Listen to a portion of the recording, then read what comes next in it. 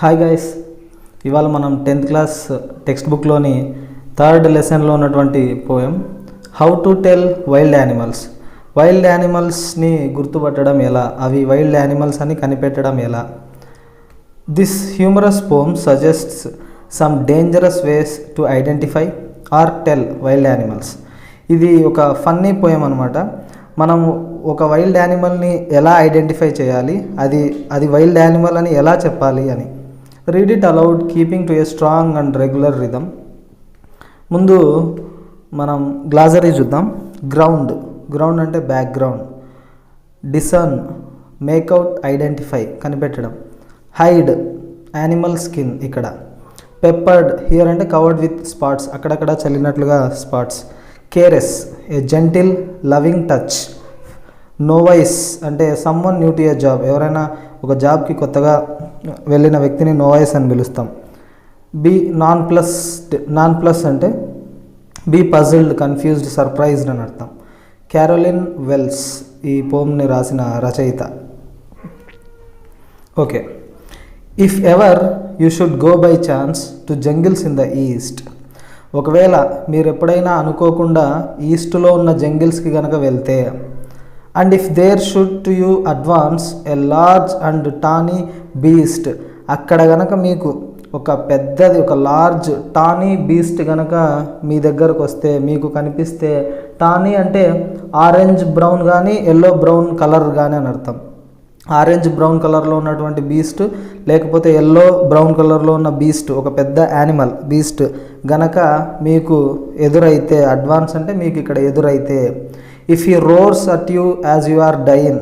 ఒకవేళ అది గట్టిగా గర్జించిందనుకో మిమ్మల్ని చూసి, ఆ గర్జన విని మీకు చనిపోయినంత భయం అయిందనుకో, అంటే అంత భయపడిపోయారనుకో, you will know it is the Asian lion. అప్పుడు మీకు తెలుస్తుంది అది ఒక ఏషియన్ లయన్ అని. Next, or if some time when roaming around a noble wild beast greets you. ఒకవేళ ఇంకెప్పుడైనా సరే మీరు అటు ఇటు తిరుగుతూ ఉన్నప్పుడు ఒక నోబుల్ వైల్డ్ బీస్ట్, ఒక గొప్పదైనటువంటి, నోబుల్ అంటే గ్రేట్ అని అర్థం, ఒక గ్రేట్ ఫారెస్ట్ యానిమల్ ఏదైనా కనుక మిమ్మల్ని పలకరిస్తే, మీ దగ్గరకు వస్తే, అది ఎలా ఉంటుంది? విత్ బ్లాక్ స్ట్రైప్స్ అనే ఎల్లో బ్యాక్గ్రౌండ్లో, గ్రౌండ్ అంటే ఇక్కడ బ్యాక్గ్రౌండ్, ఎల్లో బ్యాక్గ్రౌండ్లో బ్లాక్ స్ట్రైప్స్ అంటే నల్లటి గీతలు కనుక దాని మీద ఉంటే. Just notice if he eats you. ఒకవేళ అది కనుక మిమ్మల్ని తినిందనుకోండి. This simple rule may help you learn the Bengal tiger to discern. ఒకవేళ ఆ జంతువు కనుక మిమ్మల్ని తినేస్తే మీరు సింపుల్గా దాన్ని గుర్తుపెట్టచ్చు. అది ఏంటి? ఒక బెంగాల్ టైగర్ అని. టు డిసర్న్ అంటే టు ఐడెంటిఫై అని అర్థం. మిమ్మల్ని కనుక ఆ యానిమల్ తినిందనుకో, అది ఒక బెంగాల్ టైగర్ అని మీరు గుర్తుపట్టచ్చు. If strolling forth a beast you view. మీరు అటు ఇటు, స్ట్రోలింగ్ అంటే walking in a leisurely way అని అర్థం. మీరు లీజర్గా అటు ఇటు తిరుగుతూ ఉన్నప్పుడు, ఏ బీస్ట్ యూ వీవ్, ఒక జంతువు కనుక మీకు కనిపించింది అనుకోండి. Whose hide with spots is peppered. అక్కడక్కడ వాటికి మచ్చలు, ఇలా నల్లటి మచ్చలు ఉన్నాయనుకోండి, నల్లటి గుర్తులు. As soon as he has left on you. ఒకవేళ అదే టైంలోనూ మీ మీద గనక అది దూకిందనుకోండి, మీ మీద గనక ఎగిరిందనుకోండి, you will know it is the leopard. మీ మీద గనక ఆ జంతువు దూకిందనుకో, ఆ జంతువు ఏంది? లెపర్డ్, అదొక చిరుతపులి. It will do no good to roar with pain. He will only leap and leap again. మీరు అరిచి కూడా బాధతో, అది మీ మీదకు దూకినప్పుడు మనకి నొప్పిస్తుంది కదా, విత్ పెయిన్, బాధ ఉంటుంది కదా. ఆ బాధలో కనుక మీరు ఎంత అరిచినా కూడా అది వేస్ట్. ఎందుకంటే అది మీ మీద దూకుతూనే ఉంటుంది, అది స్టాప్ చేయదు. అటాకింగ్ అనేది చేస్తూనే ఉంటుంది. అలా నాన్ స్టాప్గా అటాక్ చేస్తూ ఉందనుకో, అది ఒక లెపర్డ్ అని మనం గుర్తుపట్టచ్చు. Next, if when you are walking round your yard.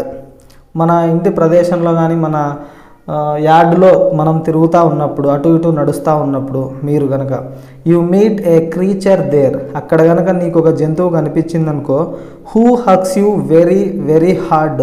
అది వచ్చి మిమ్మల్ని హగ్ చేసుకుంటుంది. వెరీ వెరీ హార్డ్, చాలా టైట్గా హగ్ చేసుకుంటుంది. Be sure it is a bear. ఒకవేళ అది కనుక మిమ్మల్ని హగ్ చేసుకుందనుకో చాలా గట్టిగా, అప్పుడు మీరు ఖచ్చితంగా గుర్తుపట్టచ్చు, అదొక బేర్, అదొక ఎలుగుబంటి. If you have any doubts, I guess he will give you just one more cares. ఒకవేళ మీకు కనుక అదేమైనా డౌట్ వచ్చిందనుకో, అది అంటే ఏ జంతువు అని మీకు తెలియదు అనుకో, he will give you just one more cares. Cares అంటే ఇక్కడ చాలా ప్రేమగా అని అర్థం, లవ్లీ హగ్ అని అర్థం. ఇంకా ప్రేమగా మిమ్మల్ని హగ్ చేసుకుంటుంది. ఆ హగ్గే మనకి లాస్ట్. ఒకవేళ అది కనుక హగ్ చేసుకుందనుకో, అదే మన చివరి హగ్గు. ఒకవేళ హగ్ చేసుకుంటే ఒక యానిమల్ వచ్చి ఆ యానిమల్ని ఏమని గుర్తుపట్టాలి మనం? అదొక bear. Though to distinguish beasts of prey, a novice might nonplus. A novice might nonplus చెప్పాం. నోవైస్ అంటే who is new person to a job. ఒక జాబ్కి ఎవరైతే కొత్తగా చేరింటారో ఇన్ఎక్స్పీరియన్స్డ్ క్యాండిడేట్ని నోవైస్ అని పిలుస్తాం. ఇలా గుర్తుపట్టలేకపోతే, అంటే ఆ యానిమల్స్ని గుర్తుపట్టడం ఇంకా మనకి కుదరకపోతే ఇంకొన్ని విషయాలు చెప్తాం. The crocodile you always may tell from the hyena thus. ఈ క్రొకడైల్ని హైనాని ఎలా గుర్తుపట్టచ్చు అంటే మనం, hyenas come with merry smiles. ఈ హైనాలు నవ్వుతూ కనిపిస్తాయంట, చాలా అందంగా నవ్వుతూ కనిపిస్తాయి. But if they weep they are crocodiles. అవి కనుక ఏడ్చాయి అనుకో, వేరేవి ఏడ్చినాయి అనుకో, అవి క్రొకడైల్స్. అంటే వాళ్ళ కళ్ళలో నీళ్లు కనిపిస్తే అవి మొసలి. అదొక క్రొకడైల్. మొసలి కన్నీరు అని అంటూ ఉంటాం కదా, చూడండి. అంటే ఈ మొసలి కన్నీరుని నమ్మకూడదని అంటూ ఉంటారు. ఈ హైనా, ఈ క్రొకడైల్స్, ఇవి రెండు అటాక్ చేయడానికి ముందే అలా కనిపిస్తాయంట. ఈ హైనాస్ నవ్వుతూ కనిపిస్తాయి బిఫోర్ అటాకింగ్. ఈ క్రొకడైల్స్ కూడా అంతే. వాటి కళ్ళల్లో కన్నీరు వస్తుంది కదా అని అది ఏడుస్తూ ఉందనుకొని మనం దగ్గరికి పోయినామనుకో, అది మనల్ని అటాక్ చేస్తుంది. ఒకవేళ అలా కనిపిస్తే వాటిని గుర్తుపట్టవచ్చు. నవ్వుతూ కనిపించింది అనుకో, అది హైనా. కళ్ళల్లో నుంచి కన్నీరు గారుస్తూ ఉంటే అది crocodile. The true chameleon is small. ఇది చివరిది, చెమేలియన్. చెమేలియన్ అంటే ఊసరవెల్లి, చాలా చిన్నగా ఉంటుంది. A lizard sort of thing, ఒక బల్లి లాంటి, బల్లి జాతికి చెందినటువంటి జంతువు ఇది చెమేలియన్.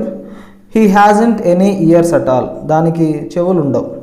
And not a single wing.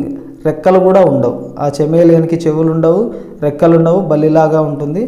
If there is nothing on the tree. ఒకవేళ చెట్టు మీద ఏమీ కనిపించలేదనుకో మీకు, this is the chameleon you see. అదే మనం చూసే చెమేలియన్. ఎందుకంటే చెమేలియన్స్ కొమ్మ మీద ఉన్నాయనుకో, ఆ కొమ్మ కలర్లోకి, బ్రౌన్ కలర్లోకి మారిపోయి మనకి కనిపించవు. ఒకవేళ ఆకు మీద ఉన్నాయనుకో, ఆ ఆకు కలర్లో, గ్రీన్ కలర్లోకి మారిపోతూ ఉంటాయి. అందువల్ల నీకు అక్కడ ఏమీ లేదు అని అనిపించింది అనుకో, అక్కడ చెమేలియన్ ఉన్నట్టు. ఈ పోమ్ మీకు బాగా అర్థమైంది అనుకుంటాను. ఇక్కడ ఇదొక ఫన్నీ పోమ్ అంతే. మనకి ఈ రకరకాల జంతువుల గురించి, వాటి క్యారెక్టరిస్టిక్స్ గురించి, వాటిని ఎలా ఫైండ్ అవుట్ చేయాలని ఫన్నీ వేలో ఇక్కడ చెప్పడం జరిగింది. Thanks for watching.